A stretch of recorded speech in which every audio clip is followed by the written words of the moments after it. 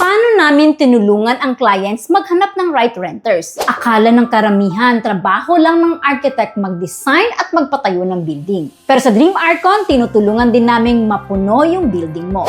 This is Architect Riza and I help property owners turn their empty lots into an earning land.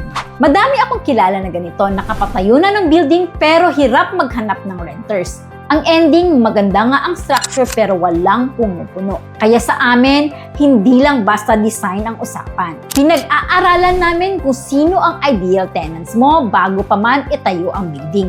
Kung ang location mo ay malapit sa schools, offices o highway, iba ang layout, iba ang pricing strategy at iba rin ang design approach. Meron pa nga kaming client na dati, 6 months nang bakante yung units niya. Tinulungan naming ayusin ang branding, signage at floor layout niya. At guess what?